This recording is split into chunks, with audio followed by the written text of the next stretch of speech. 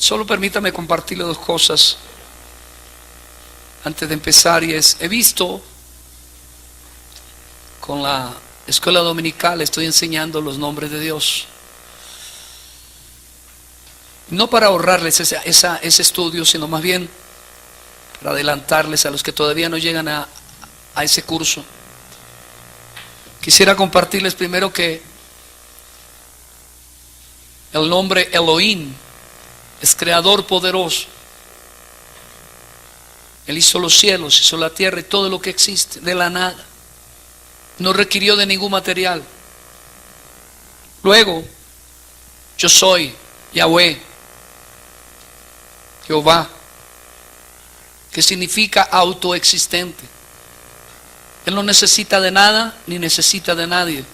Y además significa también inmutable. Él no cambia, Él no varía.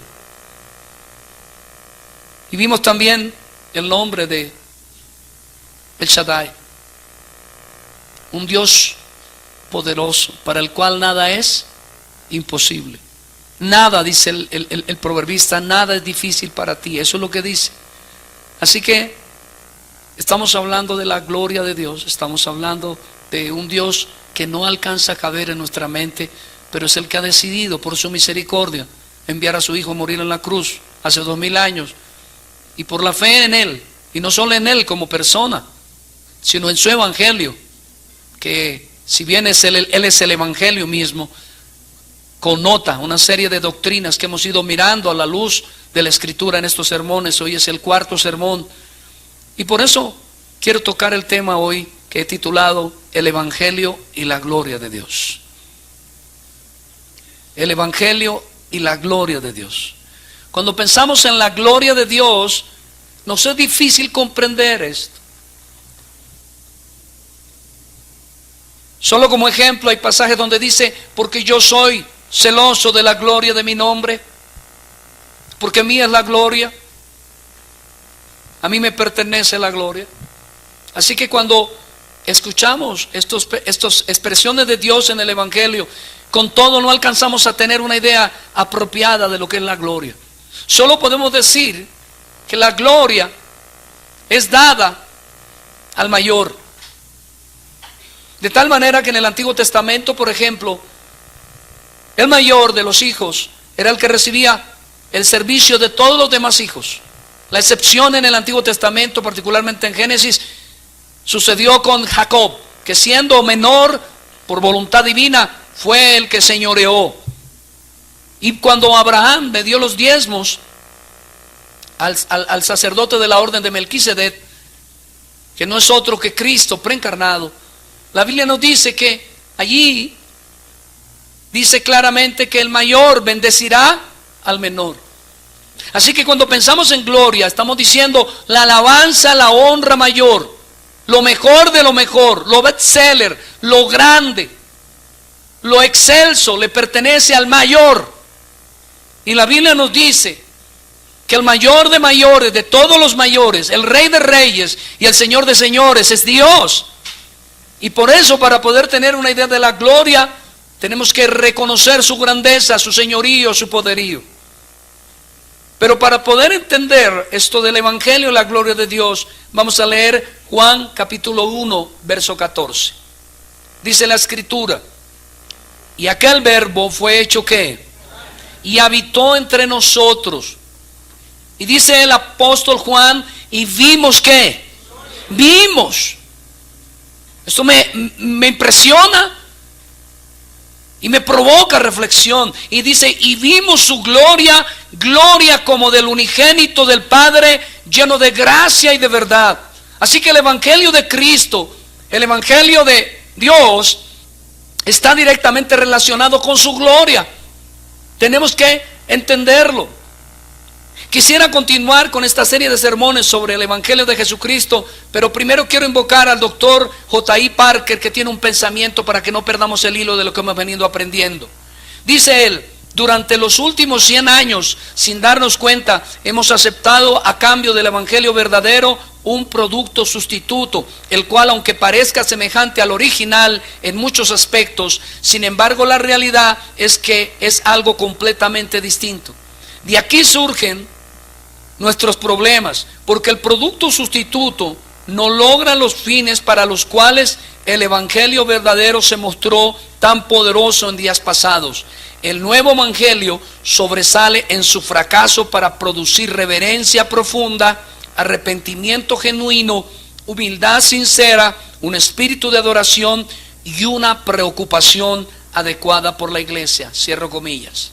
Bien, el propósito, dije, de esta serie de sermones es para la iglesia recordar, puntualizar, reafirmar y por supuesto predicar a los incrédulos lo que la Biblia afirma que es el genuino evangelio de Dios. Hemos visto algunas enseñanzas ya: el evangelio, poder de Dios; el evangelio y la justicia de Dios; el evangelio y el alma. En este último insistimos que misericordia y verdad son inseparables y que por tanto un evangelio donde está ausente la de Dios su ira justa, la justicia y el castigo divino sobre el pecador y el pecado, Cristo en nuestro evangelio, no corresponde al verdadero evangelio predicado por Jesús y sus apóstoles. Por tanto es un evangelio que no justifica, un evangelio que no hace cristianos, y por tanto también es un evangelio falso que no glorifica a Dios. Es un evangelio no teocéntrico, sino antropocéntrico, que solo alivia temporalmente los síntomas, pero que no cura la enfermedad. Así que hoy nos vamos a meter en el tema, dije, de la gloria de Dios. Permítame recordarle que una de las características que acompañaron el ministerio de Jesucristo encarnado fueron prodigios y señales. Y seguramente muchos prodigios y muchas señales. Y hoy vamos a mencionar por lo menos 3 de los más grandes que vimos a la luz del evangelio, que los apóstoles vieron, que el pueblo hebreo y particularmente el pueblo judío fue testigo, que el pueblo romano, el imperio de aquella época que gobernaba el mundo, también fue testigo. Primer punto, la gloria de Cristo. Mire lo que dice Juan capítulo 17 verso 24. Yo quiero que lo leamos todos. Ahora, Padre, aquellos que me has dado, quiero que donde yo estoy, también ellos estén conmigo, para que vean que me has dado, porque me has amado desde antes de la fundación del mundo. Cuando Cristo vino a la tierra, el deseo de Cristo era mostrar la gloria de Dios. Yo quiero, dice Él, que estos vean mi gloria. Yo quiero que estos vean tu gloria. Yo quiero que tú te glorifiques en mí. Yo quiero que vean un poquito, que degusten, como dice en hebreo. Ese término les es claro: degustar, saborear. Que degusten un poco de lo que será para aquellos que aceptan el evangelio su vida eterna. Que vean un poquito, apenas unas briznas, unos pequeños destellos de lo que soy yo en mi gloria. Yo quiero que sea así, es lo que está pidiendo Jesús. Así que el evangelio no vino solamente para salvar almas. El evangelio no vino solamente para perdonar pecados. El evangelio no vino solamente para que el que cree se salve y el incrédulo sea reafirmado en su condenación, sino que el evangelio vino para mostrar la gloria de Dios. Donde quiera que llegue el evangelio, la gloria de Dios es manifiesta. Donde quiera que llegue el evangelio. Porque Cristo vino y dijo: yo quiero que vean mi gloria. Parte del gran propósito del evangelio es la gloria de Cristo. Cristo quiso que viéramos su gloria. En primer lugar, quizá uno de los hechos portentosos que los impíos no pueden ver, pero que nosotros los creyentes podemos ver, es la concepción virginal. Esto a veces nos parece gracioso. Yo he estado en escuelas dominicales y aún en algunos seminarios tratando de enseñar temas que atañen a la virginidad de María, y nos parece inclusive hilarante y gracioso. Pero si usted lo mira desde una perspectiva práctica, usted va a encontrar que a María le ocurrió algo totalmente glorioso. Sin relaciones sexuales, sin conocer varón, en un abrir y cerrar de ojos, su vientre tenía vida, y una vida no cualquiera, una vida sobrenatural, porque el que nacía del vientre de María, a diferencia de todos los humanos que hasta ahí habían nacido, nacía con vida espiritual. Por eso en Apocalipsis capítulo 1 lo llaman el primogénito entre los muertos. Fue el primero que nació con vida y el único hasta hoy. El primero que nació con vida, porque todos, dice la Biblia, todos nacemos muertos en nuestros delitos y pecados. Pero la gloria de Dios, desde el mismo momento de la concepción, llegado el tiempo, el vientre de María es inflado. Piensen en esto, hermano. La palabra de Dios nos enseña que allí no hubo intervención de esperma masculino, que fue la sombra del Espíritu Santo quien cubrió a María y puso a Jesús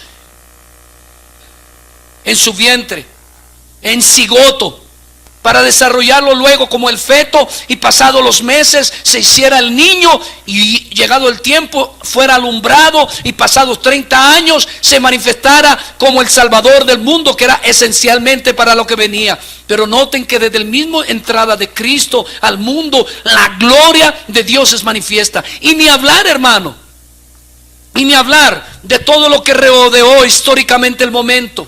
Magos que vienen, reyes de otros lados que vienen guiados por una estrella que aún la ciencia no puede explicar, y por supuesto tampoco nosotros, y le guía hasta el mismo Belén. Y pastores que mientras el bebé está siendo alumbrado, ven los cielos abiertos y millares y millares y millares de ángeles que proclaman que el Señor ha venido a nacer.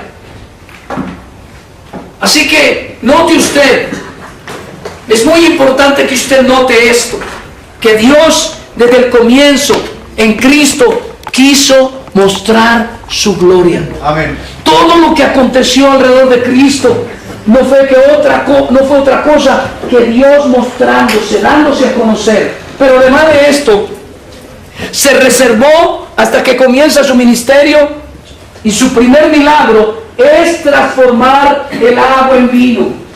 No solamente al nacer dijo: yo tengo poder para dar la vida, yo puedo sin necesidad de esperma humana hacer un hombre como lo hice en el Edén, sino que además muestra su gloria al mostrar el poder sobre la naturaleza, y Cristo convierte el agua en vino. Pero además de eso, las enfermedades. ¿Qué son las enfermedades? Yo hace algún tiempo estaba diciendo que Cristo, si no lo hubieran matado en la cruz, nunca hubiera muerto. Marcos capítulo 9, verso 2 al 7 dice lo siguiente. Todavía no sé si está en pantalla, pero yo quiero que lo escuchen y algunos lo ubiquen si es posible. Marcos 9, 2. Ok, gracias. 6 días después, Jesús tomó a Pedro, a Jacobo y a Juan y los llevó aparte solos a un monte alto y se transfiguró delante de ellos. Sus vestidos se volvieron como resplandecientes, muy blancos como la nieve, tanto que ningún lavador en la tierra los puede hacer tan blancos. Y les apareció Elías con Moisés, que hablaba ¿con quién? Con Jesús. Entonces Pedro dijo a Jesús: Maestro, bueno es para nosotros que estemos aquí, hagamos 3 enramadas, una para ti, otra para Moisés y otra para Elías. Porque no sabía lo que hablaba, porque estaban como espantados. Y entonces vino una nube que les hizo la sombra, y desde la nube una voz que decía: este es mi Hijo amado, a él oíd. ¿Cómo se titula el primer punto? La gloria de Cristo. Hemos repasado todos los portentos, todas las señales desde su concepción virginal, para mostrar que Él no necesita esperma humana para producir la vida. Hemos visto, lo digo por causa de la grabación del video, hemos visto hasta ahora que Dios le dio vista a los ciegos para mostrar que venía a hacer luz para salvación, que levantó a los paralíticos para mostrar que el pecado que tiene paralizado y esclavo al hombre ahora venía a ser quitado. Sanó leprosos, tipo, símbolo de la lepra, del pecado en el hombre. Y también resucitó muertos para mostrar que Él es la resurrección y la vida. Él vino a mostrar desde que comenzó su vida la gloria de Dios. el evangelio donde llega, dije, muestra la gloria de Dios. Y nosotros, los que hemos sido alcanzados por este evangelio, fuimos alcanzados para que en nosotros se muestre la gloria de Dios. Un perdedor matrimonial como yo fui, esto no debería ni decirlo porque esto va para las naciones. ¿Qué van a decir? Que hay un pastor el cual no es perfecto, sino que Dios lo redimió y lo puso a predicar. Pero un primer matrimonio del cual enviudé frustrado. Yo acababa matrimonios. Pero cuando el evangelio me alcanzó, no solamente me cambió mi vida y me dio salvación y vida eterna, sino que en su gracia me enseñó lo que significa la familia, lo que representa y el misterio glorioso de la unidad matrimonial con su cónyuge. La gloria de Dios es vista en Cristo.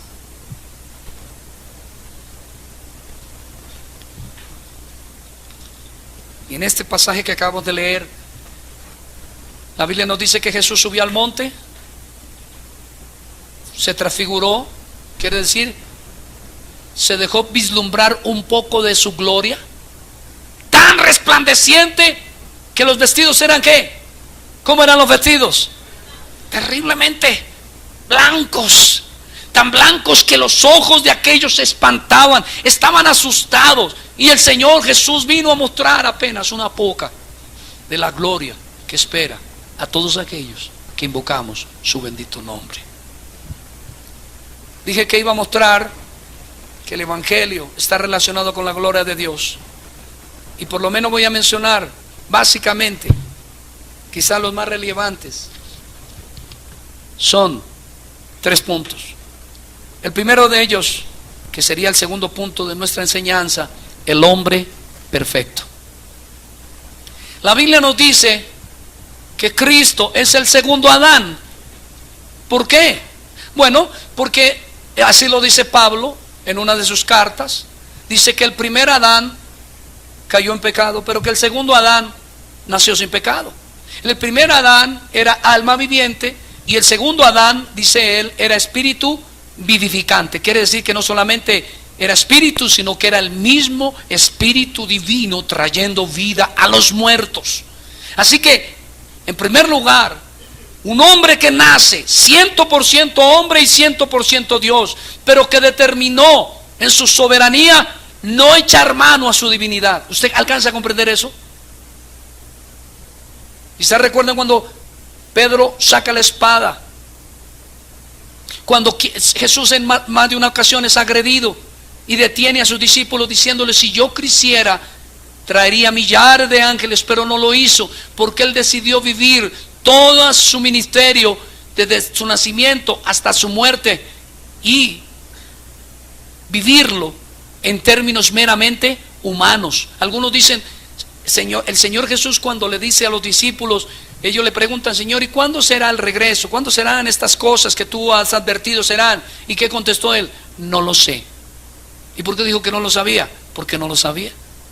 Dios sí lo sabía, pero él se vea sujetado en su misteriosa persona, 100% Dios y 100% hombre, se vea limitado a ser un ser humano. Pero ¿cómo se titula el punto?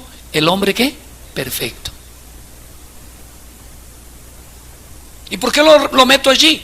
Porque la gloria de Dios se ve en la perfección. Alguien dijo: defíname la sabiduría de Dios. Y la respuesta es: la sabiduría de Dios es esta, que Dios todo lo hace perfecto. Perfecto.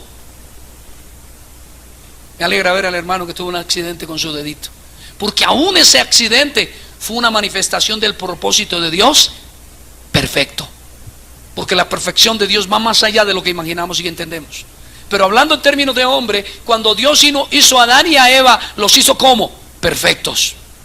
Pero ellos decidieron pecar.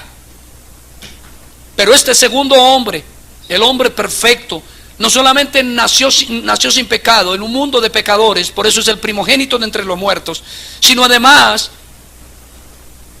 este es un hombre cuya naturaleza era totalmente santa. Santa. Piensen en eso. Piense usted en la posibilidad de conocer un hombre que no peca ni de pensamiento, ni de palabra, ni de acción. Piense en eso.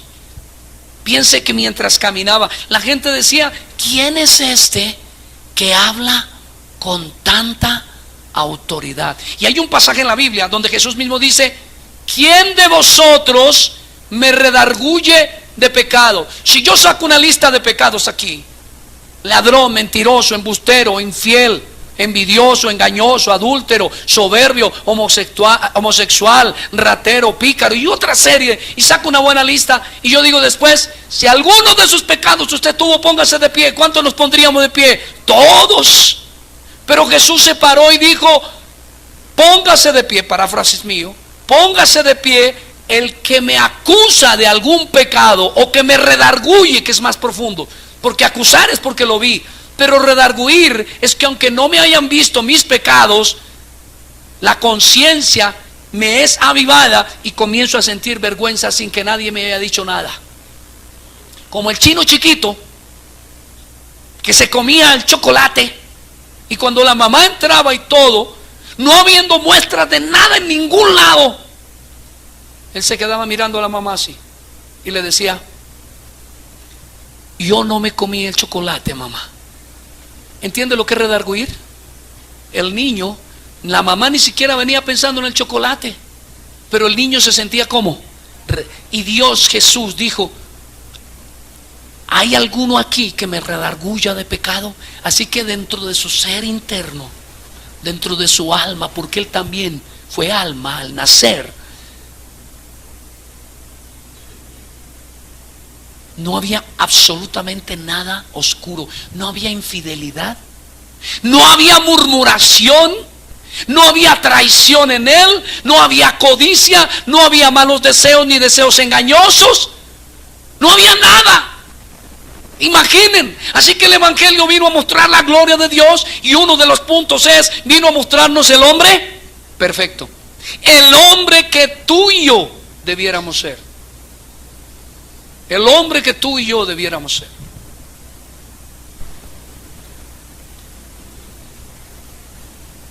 Pero más allá, no solamente vino sin pecado y perfecto, sino que en sujeción y dependencia absoluta. ¿Qué dije? Grite, hermano. ¿Dependencia qué? Mire, hermano, uno tiene ratitos en el día. Yo le pongo que uno tiene 2 o 3 minutos en el día de dependencia de Dios. Yo creo eso. En el mejor de los casos, unas horas. No sé quién lo ha logrado, pero seguramente los hay. Pero Él, las 24 horas del día, cada hora, cada minuto, cada segundo, cada acción. Y muchos de nosotros decimos: Señor, voy a hacer este negocio, lo pongo en tus manos. Señor, me voy a elegir esta chica para casarme, la pongo en tus manos. O Señor, voy a ver si hago este viaje y lo pongo en tus manos. Pero el resto de cosas las hace sin siquiera pensar: ¿esto está de acuerdo? Pero Cristo, las 24 horas del día, y cada hecho, cada acción de Él fue en absoluta dependencia y sujeción del Padre. El hombre perfecto. El Evangelio vino a mostrarnos al hombre perfecto, el hombre ideal, el que dice Dios: nosotros en fe ya somos, y un día se revelará en nosotros. Pero más allá de esto, vino a mostrarnos la gloria venidera. Porque no solamente fue perfecto, sino que prometió que donde Él estaba, nosotros estaríamos. Que no nos conturbáramos ni nos confundiéramos por nuestro propio pecado, porque el pecado también conturba. ¿Cuántos de ustedes en la semana dicen: yo no siento que soy cristiano? Levanten la mano. No, qué vergüenza.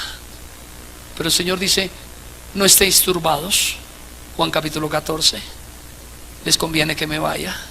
En la casa, en la gloria, en la eterna gloria de mi Padre, tengo muchas moradas. Voy a prepararlas para vosotros, y cuando estén listas, entonces volveré por vosotros. El hombre perfecto. Mire lo que dice la palabra de Dios en este punto, en 1 de Juan capítulo 3 verso 2. Amados, ¿y quiénes son los amados? Los que hemos recibido ¿qué? El Evangelio. Amados, ahora somos hijos de ¿quién? y aún no se ha manifestado lo que hemos de ser, pero sabemos que cuando Él se manifieste, seremos como. ¿Cómo así? ¿Seremos semejantes a quién? A Cristo, no a Dios. Ahora, un momentico, pero Cristo es Dios. Sí, pero Cristo es hombre. ¿Y vino a ser el hombre? ¿A ser el hombre? Para mostrarnos lo que a su momento usted y yo seremos, hombres y mujeres perfectas. Y aquí dice en este pasaje que por ahora no se manifiesta en nosotros. Por ahora discutimos con la esposa y nos dan ganas de morirnos. La ofendí, la maltraté, maltratamos al hermano. Hace poco hablaba con un hermano que por mi temperamento quizá malinterpretado, por mi mal genio, lo pude haber ofendido.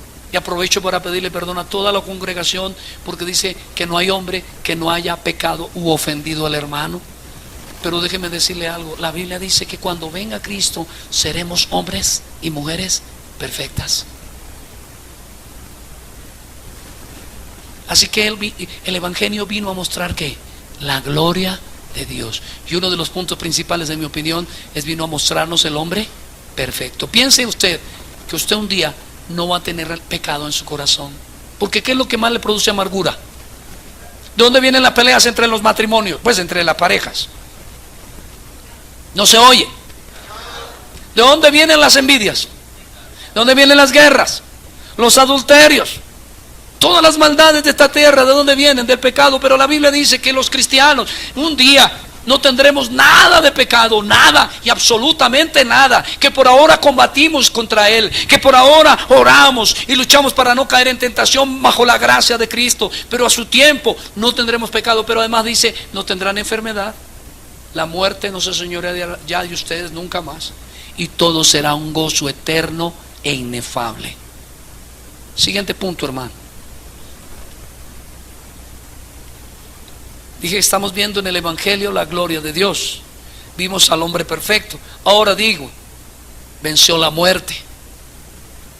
El tema central de la predicación apostólica, sin dejar los demás aspectos del Evangelio, fue la resurrección de Cristo.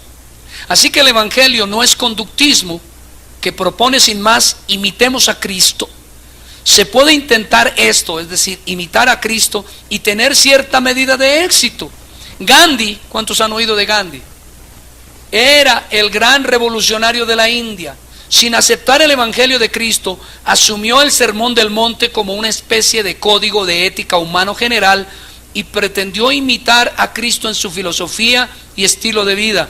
Pero todo esto fue una charada, porque él mismo decía lo siguiente: puedo aceptar a Jesús como mártir, como expresión de sacrificio, como maestro divino, pero no como el hombre perfecto que jamás haya nacido. Su muerte en la cruz fue un tremendo ejemplo para el mundo, pero mi corazón, dice Gandhi, se niega a aceptar que haya habido algo allí que pueda considerarse una virtud misteriosa o milagrosa. Es decir, Gandhi admiraba a un hombre llamado Jesús, pero nunca conoció el verdadero evangelio. Puede ser que hay alguien aquí sentado que admire a Cristo, pero nunca ha aceptado el evangelio como está revelado en la Escritura. Ahora, es un error pensar que mientras estemos esclavos del pecado podemos siquiera intentar imitar a Cristo. O como dice el doctor Martin Lloyd-Jones, pero gracias a Dios no se queda ahí. No hay nada más necio que la idea que debemos imitar a Jesucristo. Imposible. Él es Dios así como hombre, libre de pecado, puro, perfecto. ¿Quién puede imitarlo? Póngase de pie. Y eso no es todo, dice Martin Lloyd-Jones, porque ¿cuál fue el motivo para que viniera? Bien, no fue simplemente para hacernos saber cómo debe ser el hombre. Cristo no vino, como algunos piensan, a dar unas clases de moral. A ver, hermanos, ustedes tienen que portarse así y asá. Cristo no vino a eso. Ya dijimos que Cristo vino a darnos un nuevo corazón, a hacernos nuevas criaturas. Cristo vino a mostrar la gloria del Padre. Cristo vino en razón a vencer a nuestros enemigos. Porque una pregunta, dice Martin Lloyd-Jones, ¿por qué fracasamos en la vida? ¿Por qué fracasamos? ¿Lo hacemos por causa de nuestra debilidad? ¿Por causa del poder del diablo? Ahora pregunta Martin Lloyd-Jones, ¿por qué peca el hombre? por causa del poder de la tentación y del mal. ¿Por qué teme el hombre a la muerte? ¿Por qué teme el hombre a la muerte? Todos tememos a la muerte por naturaleza. Quizá aparentemos que no es así. A veces silbamos como niños para mantener nuestro valor en la oscuridad, pero toda la raza humana está sujeta a servidumbre por temor a la muerte. Leámoslo en Hebreos capítulo 2, verso 14. Mire lo que dice allí la escritura. Así que, por cuanto los hijos participaron ¿de qué? ¿A quién se está refiriendo? A los escogidos, a los elegidos, al pueblo que Dios antes de la fundación del mundo había elegido. Dice, por cuanto estos participaron ¿de qué? De carne y sangre, es decir, seres humanos. Él, ¿quién es Él? No se oye, ¿quién es Él? Cristo. Él también participó de lo mismo para destruir por medio de la muerte al que tenía ¿qué? Esto es ¿a quién?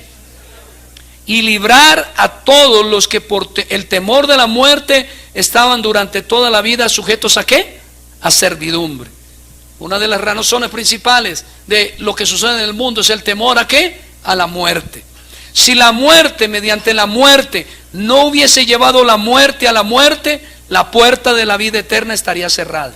Parece un trabalenguas. Si la muerte, mediante la muerte, no hubiese llevado la muerte a la muerte, la puerta de la vida eterna hubiera sido cerrada. Quiere decir que Dios en su misericordia vino a vencer al diablo por medio de la muerte. Abolió la muerte. Quiere decir que no hay muerte para los creyentes. Cristo implanta en ellos vida inmortal, el germen de la inmortalidad celestial, aunque los creyentes todavía tenemos que sufrir muerte natural. Y dice imperio, noten la palabra imperio, el imperio de la muerte. ¿Y qué dice? Porque es el poder.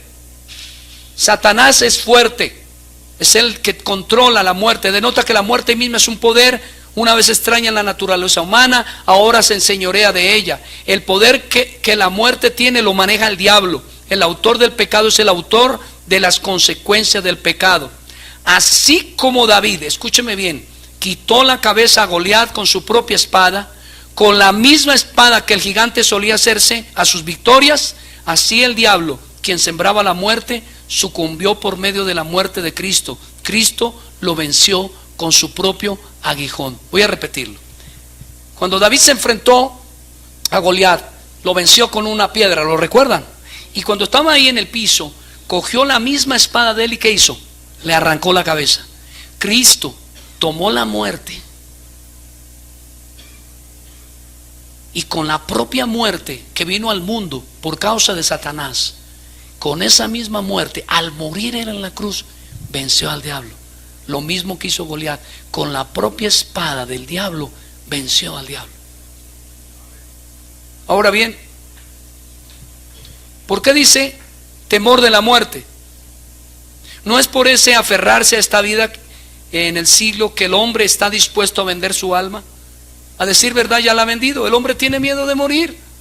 Muchas de las personas hacen lo que hacen por miedo. Miedo a la muerte. ¿Y por qué tienen miedo a la muerte? Porque en su pecado saben, aunque no lo tienen siempre claro en la mente, saben, su conciencia les dice que cuando mueran se perderá toda esperanza para ellos, y que cuando mueran solo les esperará el día del juicio, no para perdonarles o darles una nueva oportunidad, sino para ejecutar la sentencia que ya hay sobre ellos. Sujetos a servidumbre quiere decir esclavos, sometidos. La muerte vista aparte de Cristo no puede sino horrorizar al pecador si éste se atreve a pensar en ella. Mire lo que dice Hebreos 2:16. Porque ciertamente Cristo, paráfrasis mío, no socorrió a quienes, sino que socorrió a quién. Mire, el evangelio no fue ofrecido, llevado a cabo, ni proclamado a los ángeles rebeldes. Estos, dice Judas, ya están destinados a prisiones eternas. Ni siquiera prometió salvar a todos los hombres, como algunos mintiendo predican, sino ¿a quién? A la descendencia de quién. Y no se refiere a todos los hebreos o a la tribu de Judá o a los judíos, sino a los que creen, reciben y viven y mueren por el evangelio. Romanos 9:6. Mire lo que dice la escritura. No que la palabra de Dios haya ¿qué? Porque no todos los que descienden de Israel son ¿qué? ni por ser descendiente de Abraham todos son hijos, sino en Isaac te será llamada ¿qué? Esto es, no los que son hijos según la carne son los hijos de Dios, sino los que son hijos según la promesa son contados como descendientes. Lo que está diciendo en palabras sencillas el apóstol Pablo a los romanos es esto. Ustedes piensan, está hablando a los judíos, que por ser judíos son salvos, y el evangelio no fue prometido a todos los judíos. El evangelio no fue prometido a todos los hombres. El evangelio fue prometido para salvar un pueblo que Dios escogió para sí. Y solo los que recibimos ese evangelio podemos decir hemos entrado en la gloria de Dios. Gálatas 3:9. De modo que los que son de la fe son ¿qué? De modo que los que son de la fe son ¿qué?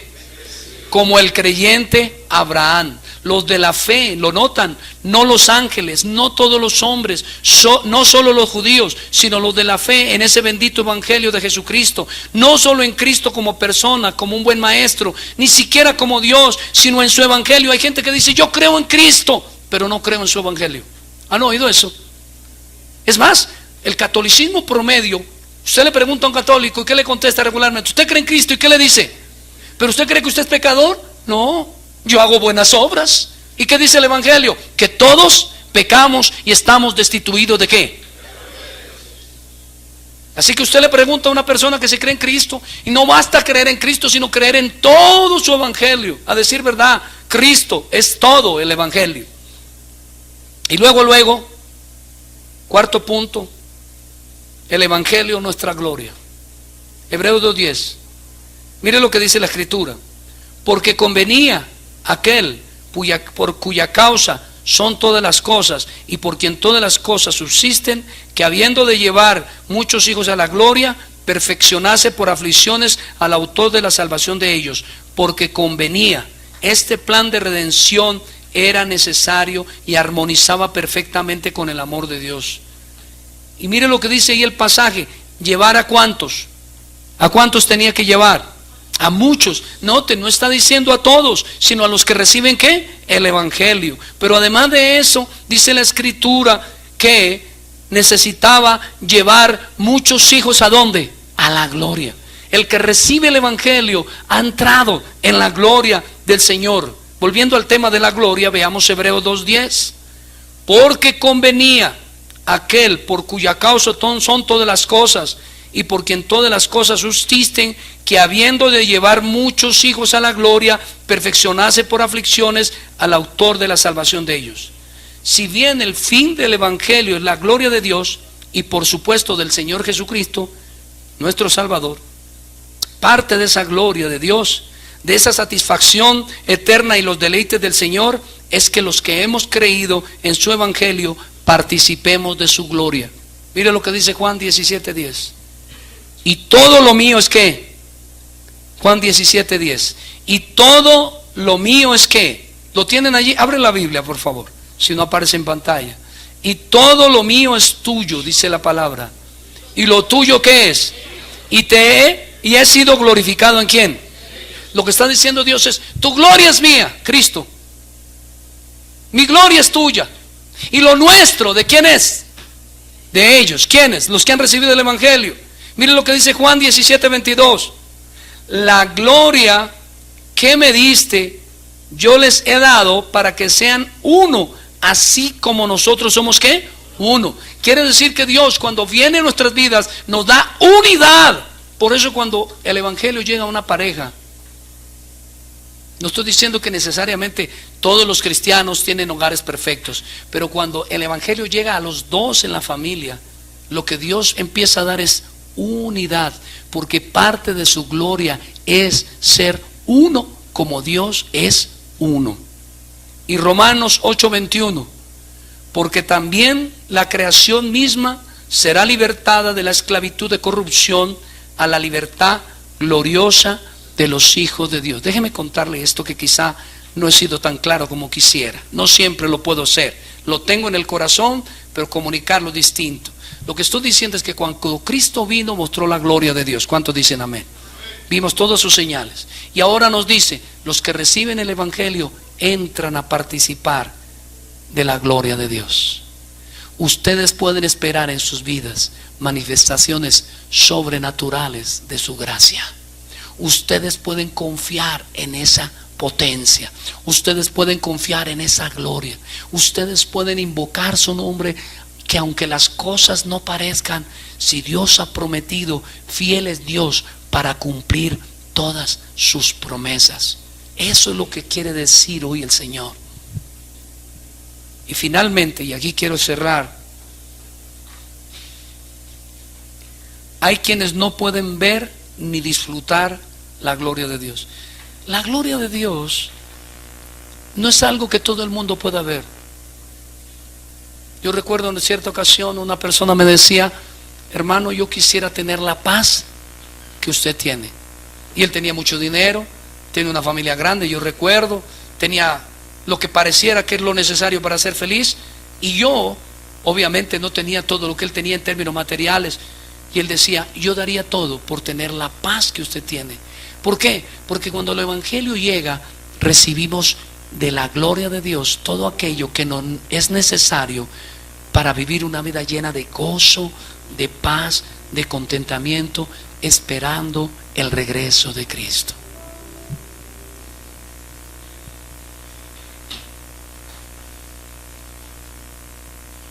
Permítame citar 2 de Corintios capítulo 4, versos 3 y 4.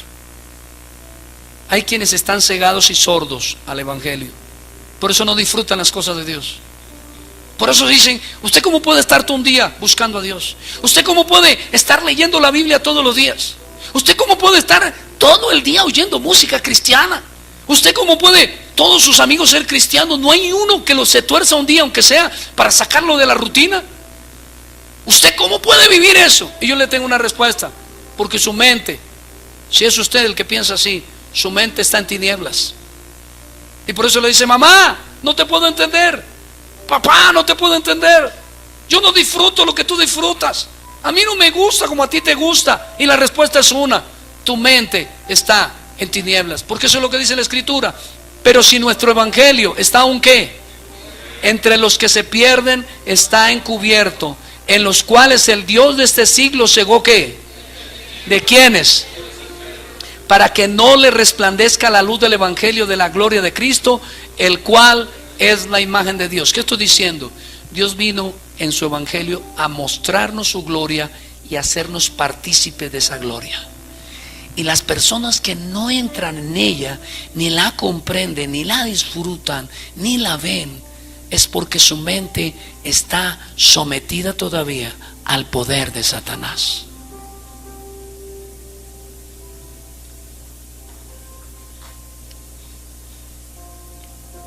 De los hombres, dice Pablo, están muertos en sus delitos y pecados. Pero Jesús dijo: si oyeren mi voz los muertos vivirán. Jesús dijo de estos que son hijos del diablo. También dijo que están sometidos y esclavos de Satanás, sus pensamientos, sus deseos malvados y su pecado. Y no serán libres, dijo Jesús, a no ser de que el Hijo los libertare. De los impíos también se dice en la palabra de Dios: el evangelio está escondido y solo lo verán aquellos a los que Dios se lo quiera revelar. De los malvados, dice la Biblia, tienen su corazón endurecido y solo vendrán al evangelio, a Cristo, los que reciban de su gracia un corazón de carne. Y la Biblia dice que los incrédulos morirán, ya no solo física, sino eternamente, una existencia inmortal de tortura y desgracia, a no ser que hoy de su misericordia quieras darle fe y arrepentimiento.